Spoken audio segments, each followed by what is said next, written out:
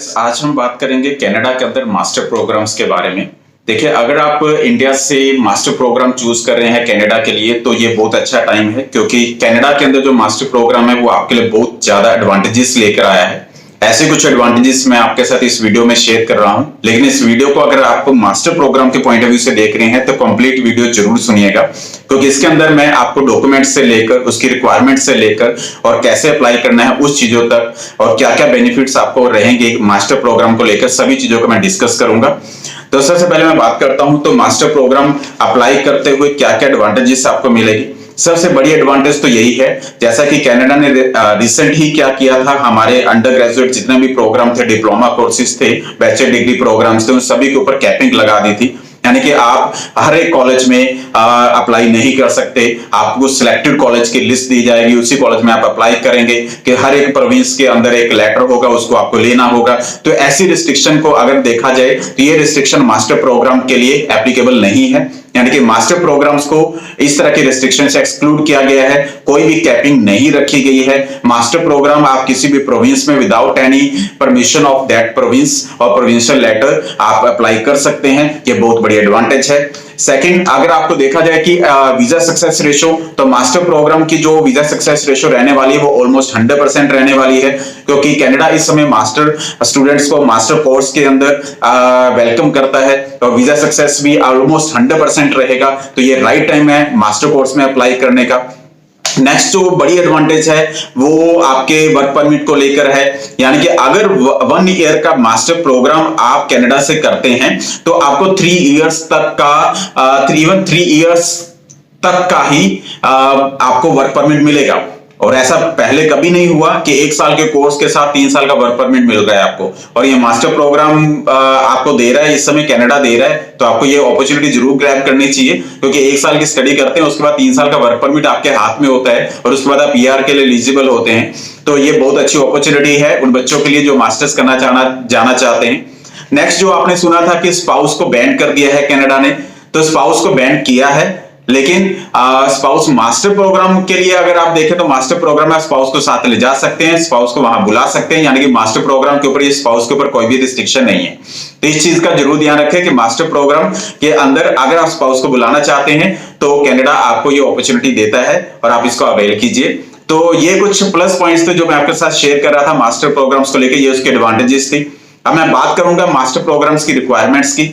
Usually दूसरे course की तरह इसके अंदर भी कुछ रिक्वायरमेंट्स रहती हैं। जैसे अगर आप प्रीवियस कोर्स की स्टडी की बात करते हैं तो परसेंटेज में अराउंड 60% ऑन एन एवरेज और इससे प्लस यूनिवर्सिटी डिमांड करती हैं।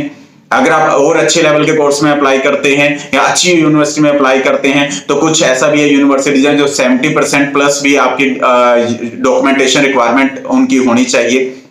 और इसके अलावा जो मैं बात करता हूं बैकलॉग्स की, अगर आप यहाँ पर कम से कम बैकलॉग रखेंगे तभी आपको मास्टर में चांस मिलेगा। और इवन आपकी जो डिग्री कुछ एक्सटेंडेड डिग्री करते हैं यहाँ से, उनके लिए मास्टर प्रोग्राम नहीं है। इस वजह से बैकलॉग्स को कम से कम होना चाहिए, तभी आपके चांसेस है मास्टर कोर्स में एडमिशन लेने के लिए कनाडा में। और नेक्स्ट अगर बात करूं कि मास्टर डिग्री प्रोग्राम या मास्टर कोर्स कनाडा के अंदर, इनकी रिक्वायरमेंट होती है कि आप इंडिया से जब आप जा रहे हैं तो 4 इयर्स का प्रोग्राम आपके पास होना चाहिए, तभी आप मास्टर कोर्स के अंदर अप्लाई कर सकते हैं। मोस्टली यूनिवर्सिटीज यही डिमांड करती है। लेकिन अगर आपके पास 3 इयर्स का प्रोग्राम है, जैसे मैं बीएससी बीसीए इस तरह के कोर्सेज की बात करता हूं, तभी आप अप्लाई कर सकते हैं, लेकिन आपका जो ऑप्शन जो चॉइस है वो लिमिटेड हो जाएंगे। यानी कि बहुत कम यूनिवर्सिटीज, बहुत कम ऐसे होंगी ऑप्शंस होंगे जिसमें आपको एडमिशन लेने का मौका मिलेगा। लेकिन अगर आपके पास 4 इयर्स का प्रोग्राम है तो आपको वरी करने की बिल्कुल भी जरूरत नहीं है, आप मास्टर कोर्स को चूज कर सकते हैं और जितने भी एडवांटेज मैंने बताई वो सभी एडवांटेज उठा सकते हैं। नेक्स्ट जो मैं बात करूं IELTS-PT की, 6.5 और नॉट लेस देन 6 ये यूजुअल रहती है। कुछ कोर्सेज होते हैं जैसे हेल्थ या इंजीनियरिंग टाइप के courses, professional courses, skilled courses, यहाँ पर 7 बैंड या उससे प्लस तक की भी रिक्वायरमेंट्स कुछ यूनिवर्सिटी रख सकती हैं या है भी हैं। अब मैं बात करता हूँ डॉक्यूमेंट्स की। जब आप मास्टर्स के अंदर अप्लाई करेंगे तो किन किन डॉक्यूमेंट्स को आपको दिखाना पड़ता है मास्टर कोर्स के लिए। सबसे नंबर 1 पर है आपका SOP, स्टेटमेंट ऑफ पर्पस, जिसमें आपको जस्टिफाई करना होगा आप ये कोर्स क्यों चूज कर रहे हैं, ये यूनिवर्सिटी क्यों चूज कर रहे हैं, कनाडा क्यों जा रहे हैं, ये सभी बातों को आपको जस्टिफाई करके आपको उस यूनिवर्सिटी को देना होगा।